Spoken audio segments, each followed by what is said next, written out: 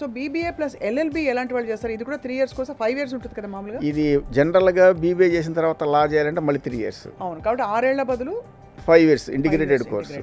అంటే ఇది ఇండస్ట్రీలో స్టూడెంట్ని మల్టిపుల్ యూజ్ చేసుకుంటారు, అంటే మల్టిపుల్గా ఉపయోగపడతాడు. ఒక బిజినెస్ ఇండస్ట్రీలో స్టూడెంట్ని ఎయిదర్ బిజినెస్ అనలిటిక్స్కి కానీ స్ట్రాటజీకి కానీ ఉపయోగిస్తారు, లేదా అడ్వైజర్, లీగల్ అడ్వైజర్గా కూడా ఉపయోగపడతాడు. అంటే రెండు చేయటం వల్ల స్టూడెంట్కి బెనిఫిట్ ఏంటంటే బీబీఏ విత్ లా ఇంట్రెస్ట్ ఉండాలండి. లా ఇంట్రెస్ట్ లేకుండా చేస్తే మళ్ళీ ఉపయోగం లేదు. ఆ లాలో ఇంట్రెస్ట్ ఆ జీలు ఉన్న వాళ్ళు ఏంటంటే చేసిన తర్వాత 5 ఏళ్ళు అయిపోయిన తర్వాత ఖచ్చితంగా వాళ్ళు లీగల్ అడ్వైజర్, డైరెక్ట్గా లీగల్ అడ్వైజర్ పెద్ద పెద్ద కంపెనీలకు వెళ్తారు.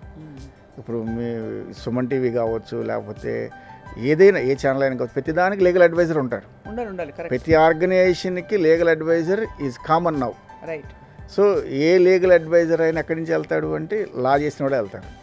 ఆ లా మన దగ్గర డిగ్రీతో పాటు లా అంటే 5 ఏళ్ళు 6 ఏళ్ళలో చేయాల్సిన కోర్సుని 5 ఏళ్ళలో కంప్లీట్ చేసుకుని లీగల్ అడ్వైజర్గా నెలకు వచ్చి దాదాపు 60,000 నుంచి ₹1,00,000 సంపాదించిన పిల్లలు ఉన్నారు.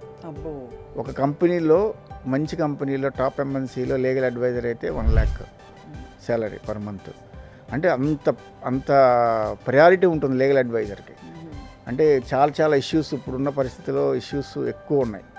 ఇప్పుడు అది ఫైనాన్స్ కంపెనీ కావచ్చు, నాన్ ఫైనాన్స్ కావచ్చు, ఇండస్ట్రీ కావచ్చు, లేకపోతే హెచ్ఆర్ కావచ్చు. ప్రతి కంపెనీలో హెచ్ఆర్ ఉంటుంది. హెచ్ఆర్ అనేది ఎలా అయితే ఉంటుందో లీగల్ టీమ్ అలా ఉంది ఇప్పుడు. అంత రిక్వైర్మెంట్ ఉంది లా చదివిన పిల్లలకి. అండ్ దాంతోపాటు బీబీఏ కూడా ఉంటే ఉత్త లా చేసే బదులు ఆ ఇంటిగ్రేటెడ్ కోర్సులో ఒక ఆరా ఉంది దానికి. అవునండి. అంటే ప్రాక్టీస్కి వెళ్ళే వాళ్ళు కొంతమంది ఉంటారు. డైరెక్ట్ కోర్టుకి వెళ్ళి ప్రాక్టీస్ చేసుకుందాం, ఆ కేసులు హ్యాండిల్ చేద్దాం అనుకునే స్టూడెంట్స్ ఉంటారు. ఆ ఫ్యాషన్ ఉన్న వాళ్ళు ఉంటారు. నేను కోర్టుకి వెళ్ళకుండా ఇవన్నీ మనం ఎక్కడ చూస్తాం అనుకున్న వాళ్ళు లీగల్ అడ్వైజర్కి వెళ్తారు.